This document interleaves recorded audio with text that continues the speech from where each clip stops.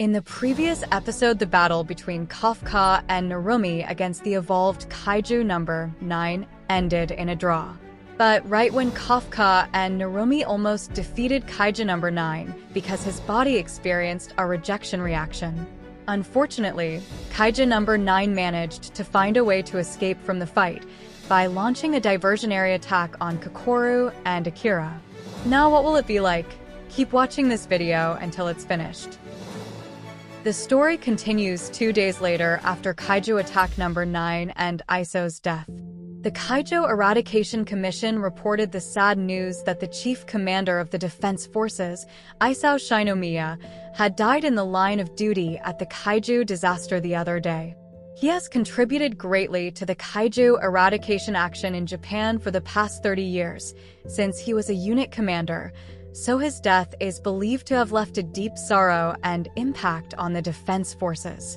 The 1st Division Defense Forces were seen gathering at the Ariake Rinkai base to pay their last respects to Isao Shinomiya, as well as the 3rd Division Tachikawa base, 4th Division Matsumoto base, and 2nd Division Kanazawa base.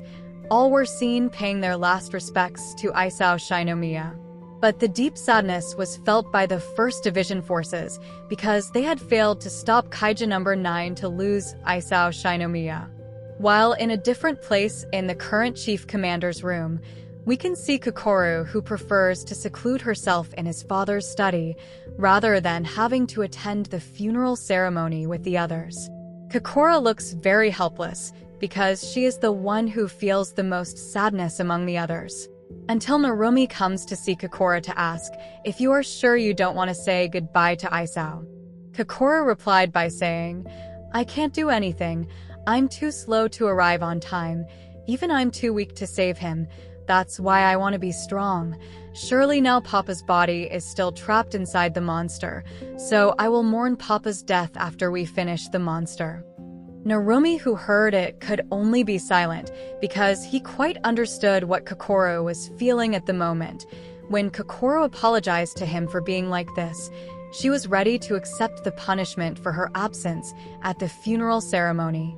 Narumi also turned around and said, "Kikoru Shinomiya, before the monster reappears before us, I promise to be your 2nd strongest warrior in this army after myself. I will teach you all the things I have learned from Isao. So learn everything and then show me brilliant results. If you can do it, then I will remove the punishment for your absence from the funeral ceremony." Hearing that, then Kikoru answered, "Ready," because indeed this was the only way to be able to become stronger and reclaim his father's body. While on the side of Kafka, who was also listening to their conversation from outside, Kafka also turned his angry turmoil into determination. So he vowed, no matter what, he would definitely finish Kaiju number 9 in the next battle. On the other hand, because there is still something to do after the extermination, the cleaning team still does their job to clean up the remaining Kaiju carcasses. But there are so many ant Kaiju carcasses that are there, they even feel that they are the ones who look like ants.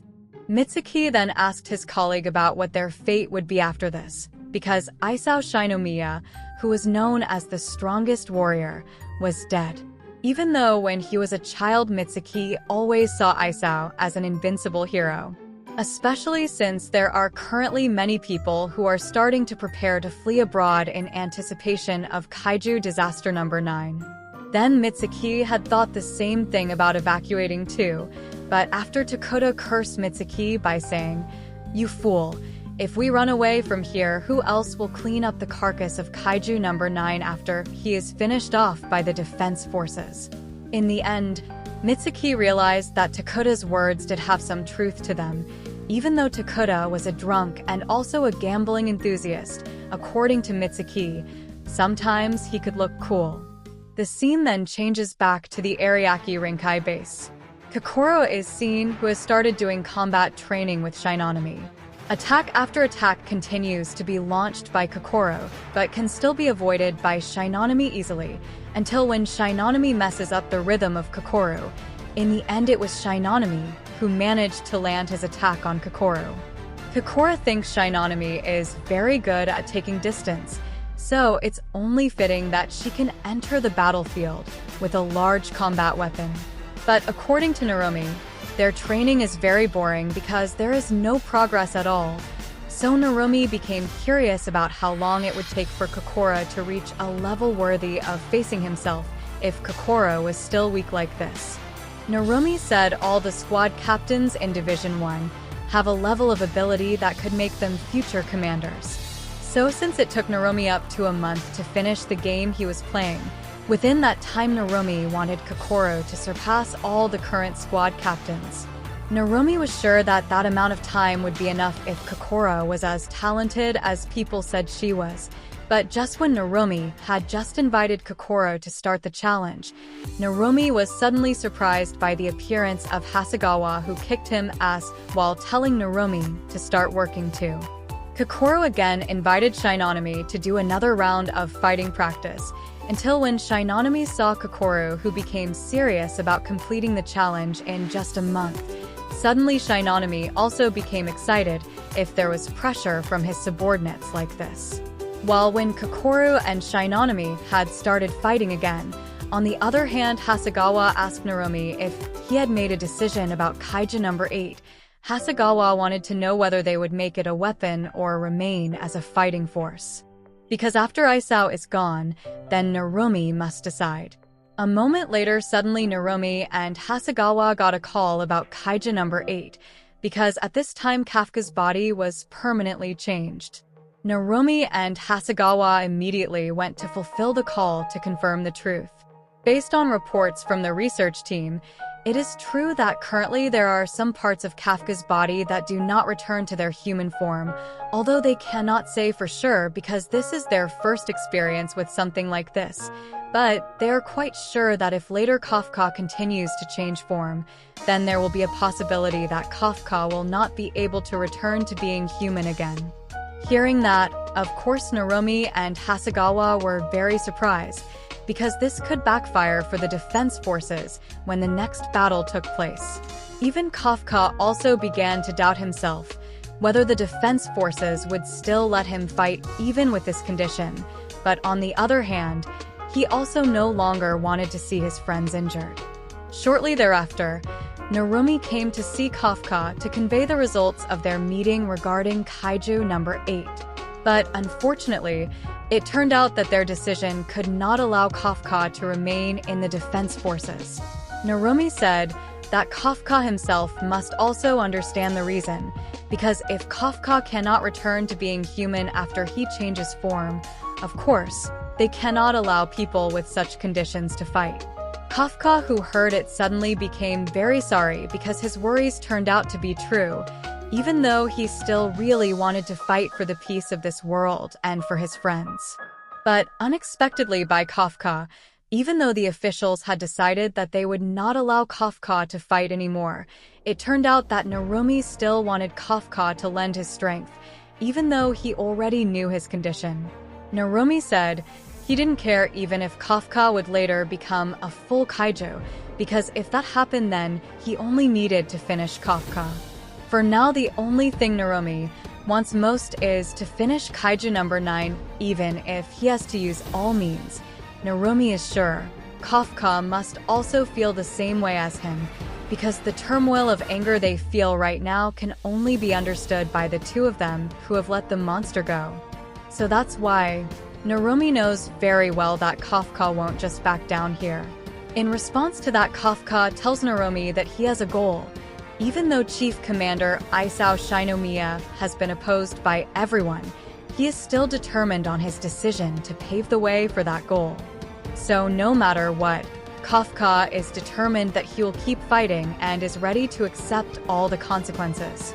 Meanwhile, when Narumi invites Kafka to move immediately, because from now on it is time for them defense forces to act.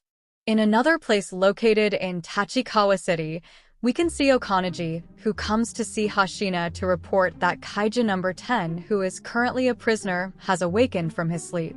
Hoshina, who heard it, immediately ordered Okanaji to continue his efforts to find information about Kaiju number 9 and also other Kaiju from him. But because Okaneji said Kaiju number 10 only wanted to talk to Hoshina, suddenly it was enough to surprise Hoshina that he immediately went to see Kaiju number 10. The scene then moves to the room where Kaiju number 10 is being held. There is Mina with the other team members. They are surprised when they see Kaiju number 10, who can still issue a power scale of up to 5.7 in such conditions. Although they were also worried about whether Kaiju number 10 would regenerate. According to Mina, he would not be able to do it with his current core condition, so they didn't need to worry about it. A moment later, after Hoshina came and immediately met Kaiju number 10, Hoshina immediately started the conversation by saying, "Finally, you woke up too. It looks like you slept quite well, Kaiju number 10. But right when Hoshina looked at Kaiju number 10 with a serious face, suddenly Kaiju number 10 shouted at Hoshina with tremendous pressure, which made other team members so scared, so that when Hoshina said, "Noisy, you stupid creature, if you do it again, I will split you in two." In the end, Kaiju number 10 laughed and said, "It turns out that you are indeed different from the other swordsmen. I really want to devour and become your nutrition for my body." Hearing this, Okaneji immediately warned Hoshina to be careful with Kaiju number 10 because they could not predict his actions. Because Hoshina also did not want to chit-chat to Kaiju number 10, Hoshina explained to Kaiju number 10 that currently there is a monster they call Kaiju number 9, and if he knows something about him, then tell him right now. Kaiju number 10 replied, "That's fine," he revealed. After all, he himself was created by Kaiju number 9, which really showed everyone who was there what exactly did he mean by that.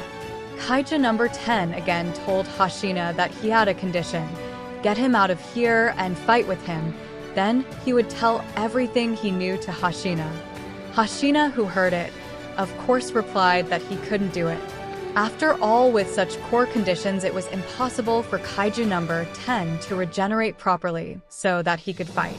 But it turns out that what Kaiju number 10 meant by fighting with him was not like that, but rather he wanted to be used as a weapon using the technology owned by the defense forces. Then Hoshina was the one who used it. Hearing that, suddenly everyone became even more surprised when they found out that there was a kaiju who asked to be used as a weapon.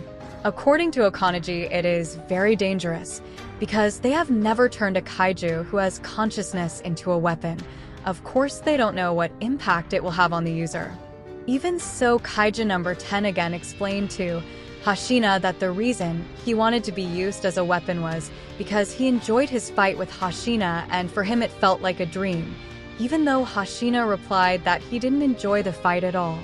Confidently, Kaiju number 10 said, "You don't need to lie, because as your opponent I understand that you are the type of person who enjoys fighting. You are similar to me, so you must also understand the feeling. As long as I can feel the fight that makes my blood and body stir, then I don't care even if my opponent is human or kaiju." Hoshina, who heard it, certainly never thought that there were kaiju who could understand his feelings when fighting, so he asked for time to think about it first. Hoshina then tried to contact Okaneji to ask what exactly was wrong with Kaiju number 10 and why he liked fighting so much. In addition, because he also urged Hoshina so much that he worried about his safety in many ways. Of course, Hoshina would not want to use it. Okaneji replied she herself also disagrees with that. Besides, because this has never been done, they also don't know what he is planning. It could even be that Kaiju number 10 took over Hoshina's body. Even so, because they currently have no other sources of information other than Kaiju number 10. According to Hoshina, this is not the time for them to be picky. So after Hoshina contacted Mina to convey her opinion that they should accept the offer. Then Mina also immediately agreed, even though they would bet on Hoshina's decision. In the end, Hoshina returned to Kaiju number 10 and immediately told him to say everything he knew about Kaiju number 9. But after Kaiju number 10 replied, "Okay, this means we have a deal." Hoshina also emphasized one thing to Kaiju number 10, that he would not be used by him, but instead, he would use Kaiju number 10.